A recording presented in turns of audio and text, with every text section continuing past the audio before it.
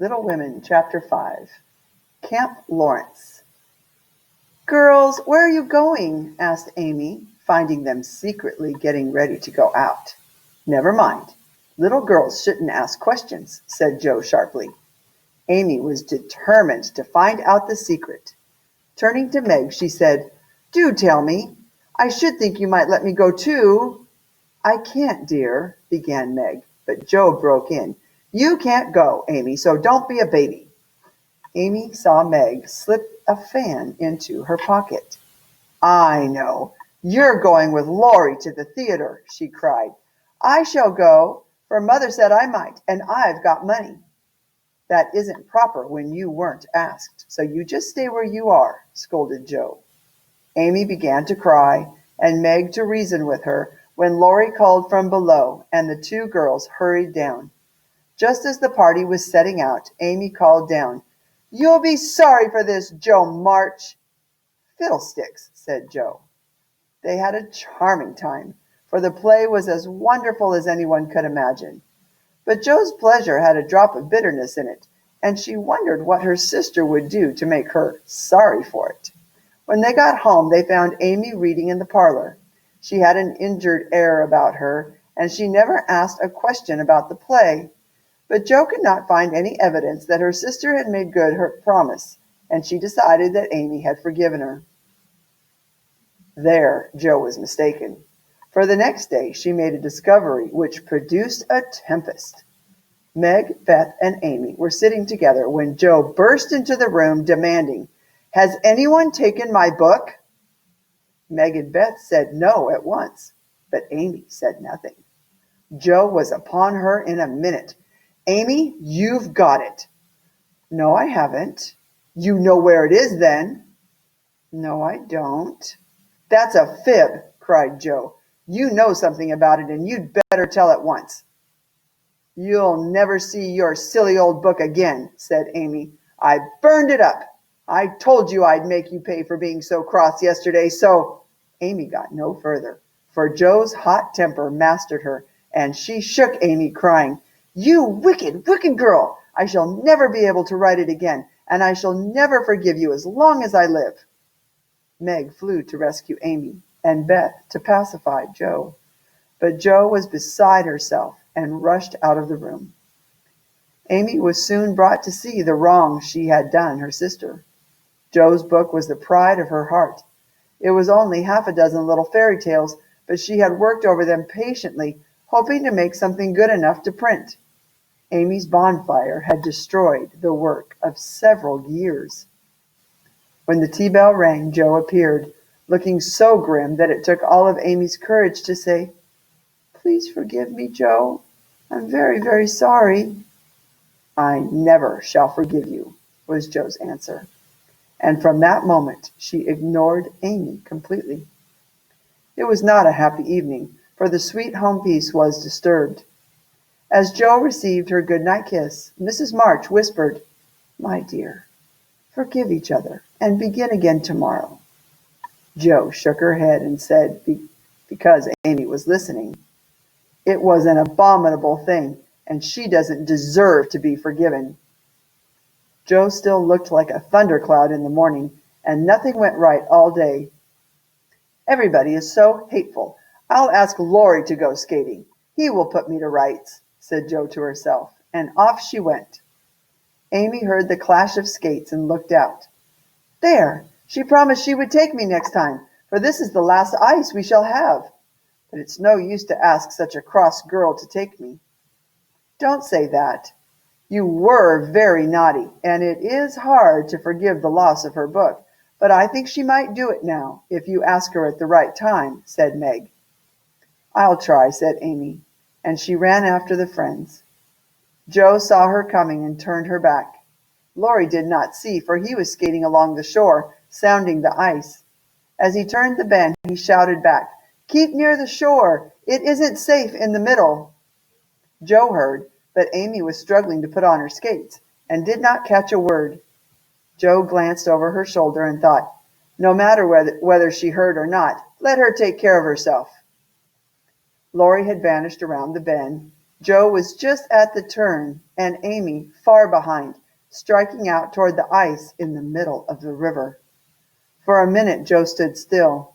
Then she resolved to go on.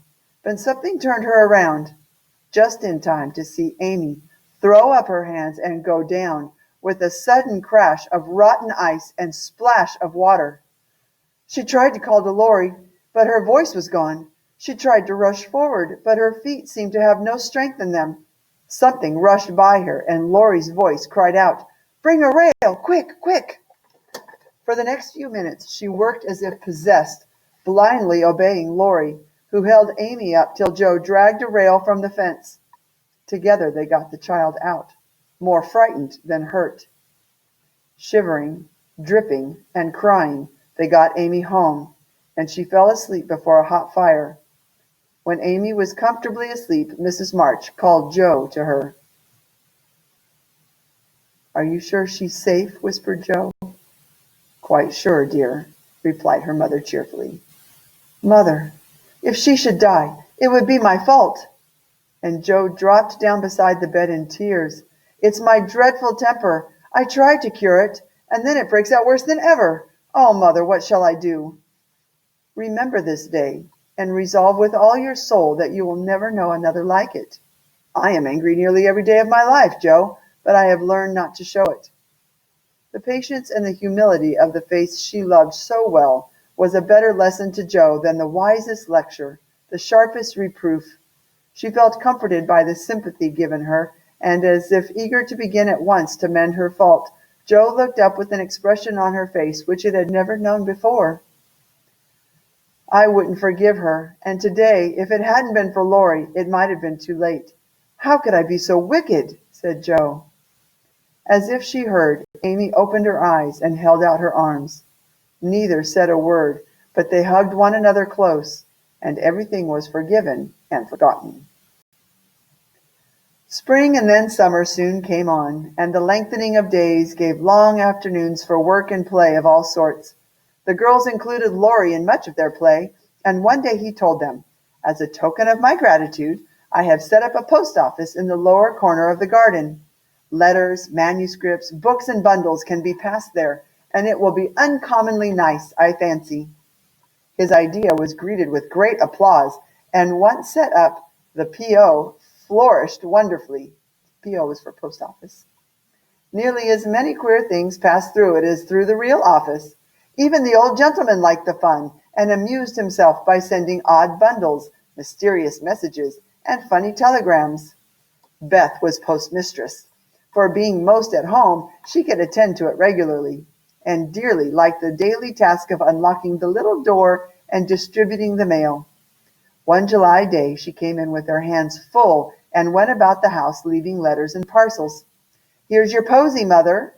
"Laurie never forgets that," she said, putting a fresh nosegay in the vase that stood in Marmy's corner and was kept supplied by the affectionate boy. "Miss Meg March, one letter and a glove," continued Beth, delivering the article to her sister, who sat near her mother, stitching wristbands. "Why, I left a pair over there, and here is only one," said Meg, looking at the gray cotton glove. "Didn't you drop the other in the garden?" "No, I'm sure I didn't, for there was one in the post office." "I hate to have odd gloves." "Never mind, the other may be found. My letter is only a translation of the German song I wanted. I think Mr. Brooke did it, for this isn't Laurie's writing." "One letter for Joe, a book, and a funny old hat," said Beth, laughing, as she went into the study where Joe sat writing. "What a sly fellow Laurie is! I said I wished bigger hats were the fashion because I burn my face every hot day. He said, 'Why mind the fashion? Wear a big hat and be comfortable.' I said I would if I had one, and he has sent me this to try me. I'll wear it for fun and show I don't care for the fashion." And hanging the hat on a bust of a Greek philosopher, Joe read her letter. In a big, dashing hand, Laurie wrote, "Dear Joe, what ho! Some English girls and boys are coming to see me tomorrow, and I want to have a jolly time. If it's fine, I'm going to pitch my tent in Long Meadow and row up the whole crew to lunch and croquet. They are nice people and like such things. Brooke will go, to keep us boys steady, and Kate Vaughn will watch the girls. I want you all to come. Don't bother about food, I'll see to that, and everything else. Only do come, in a tearing hurry. Yours ever, Laurie. Joe flew off to tell the news to Meg and Marmee. Of course we can go, Mother. It will be such a help to Laurie, for I can row and Meg see to lunch, and the children be useful in some way. Mother approved their plan. The next morning, when the sisters went out to meet Laurie's friends, they all looked their best, with happy faces under the hat brims. Tents, lunch, and croquet equipment had been sent on beforehand, and the two boats pushed off together, leaving Mr. Lawrence waving his hat on shore. Laurie and Joe rowed one boat, Mr. Brooke and a boy named Ned the other, with pretty Meg sitting facing them. Mr. Brooke was a silent young man, with handsome brown eyes and a pleasant voice. Meg liked his quiet manners, and considered him a walking encyclopedia of useful knowledge. He never talked to her much, but he looked at her a good deal. It was not far to Long Meadow. Welcome to Camp Lawrence, said the young host as they landed. Frank, Beth, Amy, and Grace sat down to watch the croquet game played by the other 8. Mr. Brooke chose Meg, Kate, the 28-year-old chaperone, and Fred. Laurie chose Sally, Joe, and Ned. The Englishers played well, but the Americans played better. Soon after, they had a very merry lunch, for everything seemed fresh and funny. Following lunch, they played party games and told stories. Miss Kate, in the meantime, took out her sketchbook, and Meg watched her, while Mr. Brooke lay on the grass with the book which he did not read. How beautifully you do it! I wish I could draw, said Meg. Why don't you learn? I should think you had taste and talent for it, replied Miss Kate. I haven't time. I'm a governess and must teach others. Oh, indeed, said Kate. But she might as well have said, Dear me, how dreadful, for her tone implied it. Mr. Brooke looked up and said quickly, Young ladies in America love independence as much as their ancestors did, and are admired and respected for supporting themselves. Oh, yes, of course, it's very nice and proper in them to do so, said Miss Kate. Meg was blushing, her feelings hurt by the superiority of Miss Kate's tone. Mr. Brooke, breaking an awkward pause, asked, Did the German song suit you, Miss March? Oh, yes, it was very sweet, and I'm much obliged to whoever translated it for me. At this, Miss Kate got up to look after Grace, leaving Mr. Brooke and Meg together. I forgot that English people rather turn up their noses at governesses and don't treat them as we do, said Meg. Tutors also have rather a hard time of it there. There's no place like America for us workers, Miss Margaret, said Mr. Brooke. I'm glad I live in it, then. I don't like my work, but I get a good deal of satisfaction out of it after all, so I won't complain. I only wish I liked teaching as you do. I think you would if you had Laurie for a pupil. I shall be very sorry to lose him next year, said Mr. Brooke. Going to college, I suppose? Meg's lips asked that question, but her eyes added, And what becomes of you? Yes, it's high time he went, for he is ready, and as soon as he is off, I shall turn soldier. I am needed. I am glad of that, exclaimed Meg. I should think every young man would want to go, though it is hard for the mothers and sisters who stay at home. I have neither, and very few friends to care whether I live or die, said Mr. Brooke. Laurie and his grandfather would care a great deal, and we should all be very sorry to have any harm happen to you, said Meg. Thank you. That sounds pleasant, said Mr. Brooke. Before he could say any more, Ned, mounted on an old horse, came lumbering up, and there was no more quiet that day. At sunset, the tent was taken down, hampers packed, wickets pulled up, boats loaded, and the whole party floated down the river, singing at the tops of their voices. Sounds like they had a fun day. But there's the snooty English people. All right, let's go back up to the beginning. There was a lot in this chapter. A lot happened. Okay. Amy called down. You'll be sorry for this, Jo March. Ooh, yeah, this is a big scene in the movie. So click and hold and highlight, and then right click, copy. And let's switch over to our character analysis, and we'll go to Amy. Go to Amy's slide, and we'll add this to her dialogue. So click so that your cursor is right after the period of the last one, and then enter once on your keyboard, and then right click, paste. Okay. Back to the chapter. Amy's bonfire had destroyed the work of several years, so she took everything that Jo had been writing for several years and threw it into the fireplace. That's why they called it a bonfire. It was still in the fireplace. It wasn't outside or anything, but it made the fire bigger because there was so much paper. Right click, copy. So these are Amy's actions. So we'll go back to Amy's page and we'll add this to the action. So just click on the text box. Click after the colon. You might have to double click. My mouse is kind of odd sometimes. There we go. I get it blinking right there. Enter on the keyboard once. And then drop the font down to 10. Oops, I did it again. There we go. And then bring your mouse back here and right click, paste. Ooh, Jo is quite upset. As Jo received her goodnight kiss, Mrs. March whispered, "My dear, forgive each other and begin again tomorrow." So the idea is, before, you should never go to bed angry. There's a saying that you should never go to bed angry. So anything that's upsetting you should always try to get it resolved before you go to sleep. And put it behind you.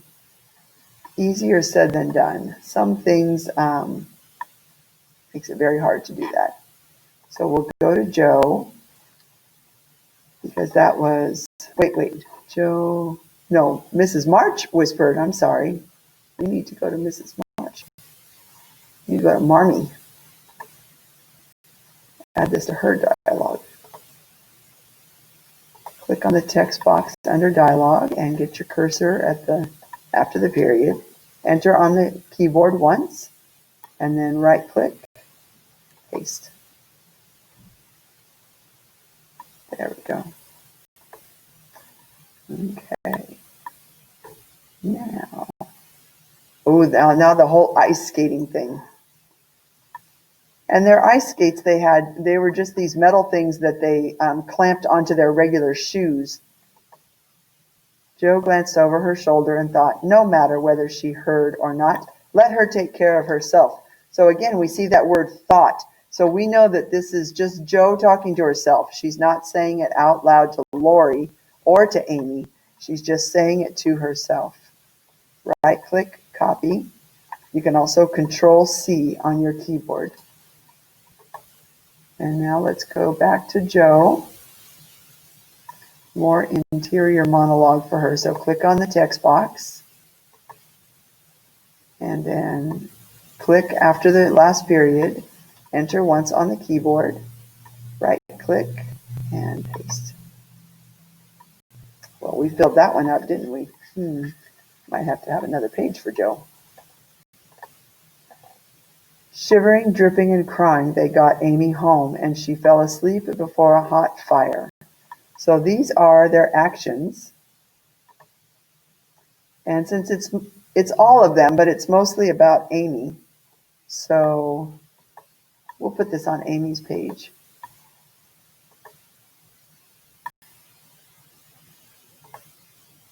Actions again. And it's good. It goes right along with the bonfire. Right click, paste. Fell asleep before a hot fire.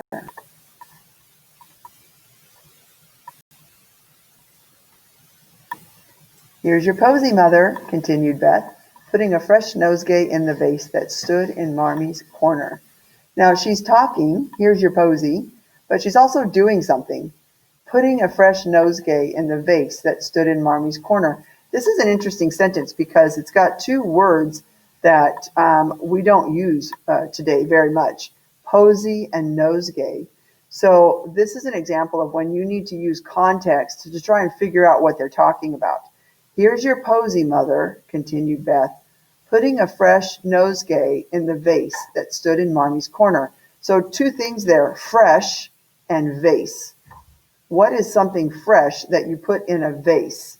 Those clues should hopefully take you to flowers. So this is the kind of flowers. Now, you may have heard the word posy in a song. I'm not going to tell you what song. It's a song that children sing, and they do there's a little game and a little dance, I guess, that you can play when you're little. I won't say what it is. We'll talk about it when we get all done. So let's put this under actions for Beth. Okay, so she's working as the postmistress. So basically, she's the postman. So she goes to the little post office that they put together on the hedge where they share notes back and forth to each other. And we'll put this on Beth's action page. Do we have room on Beth's? Yes, we do. Okay, good. Come on, there we go. Okay, enter, and then right-click paste. Ooh.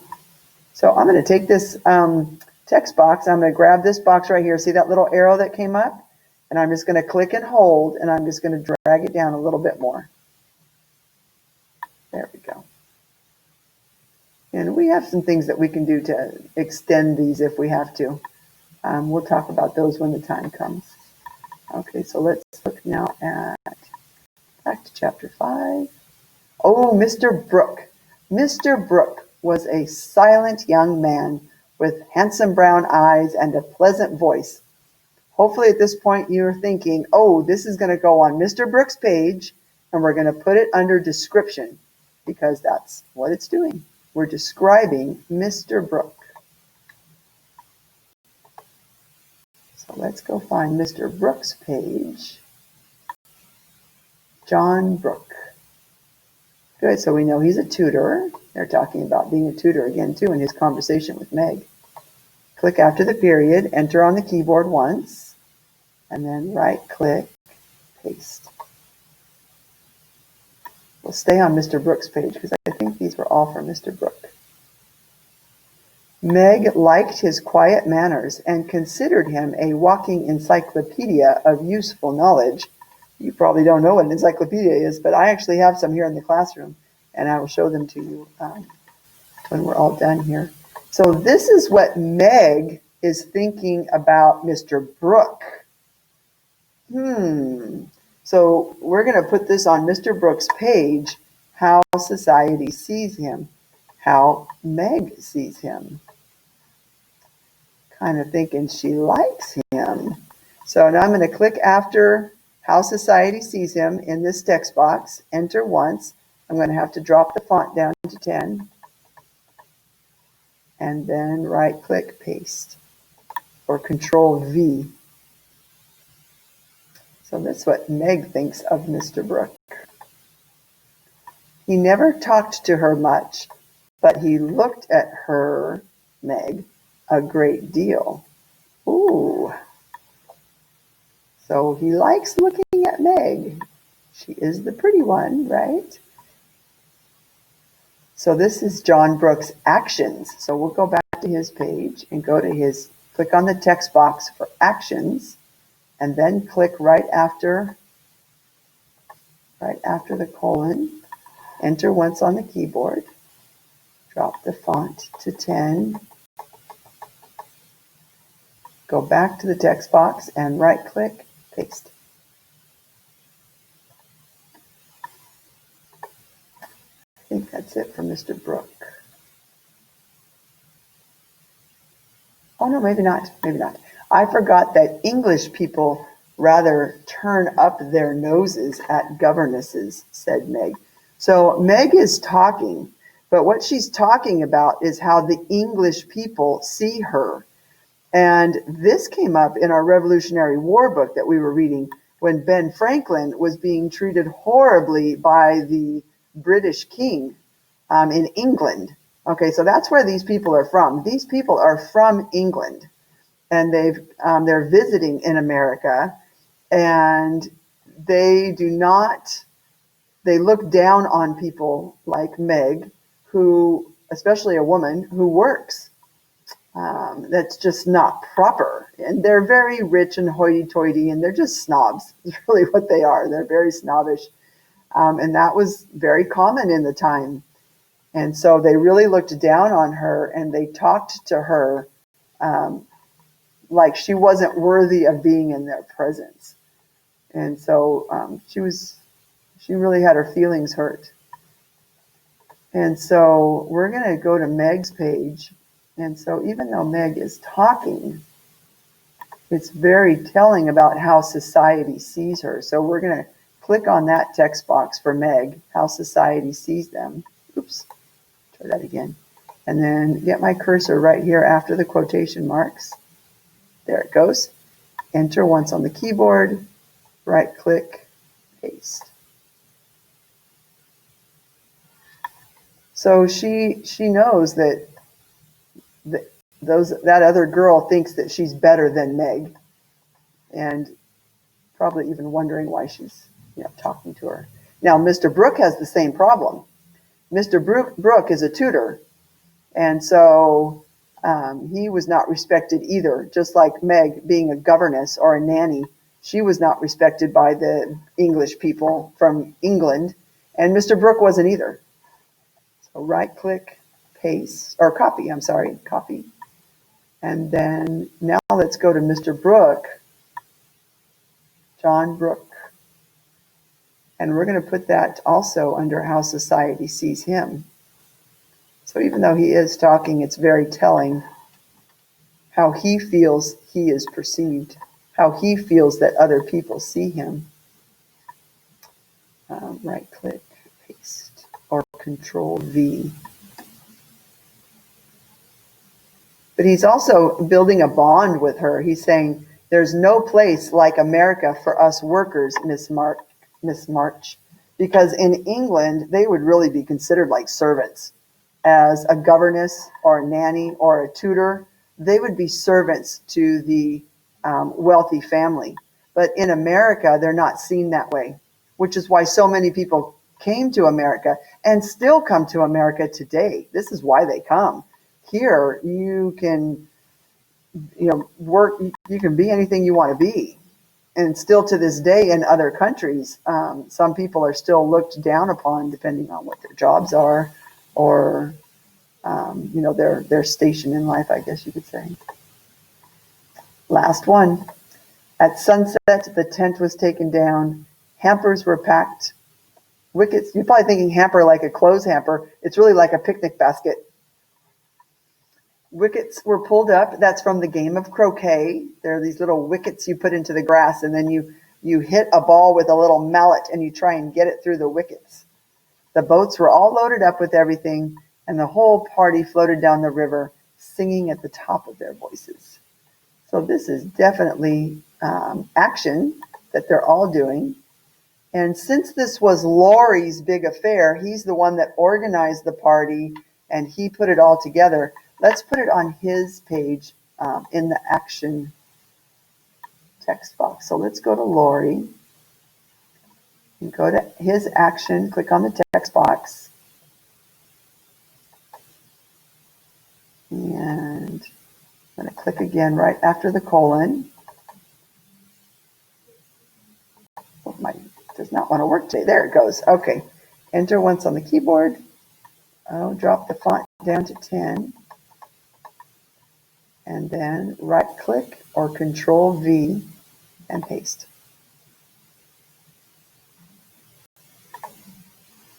Very good. And yes, that was the last one.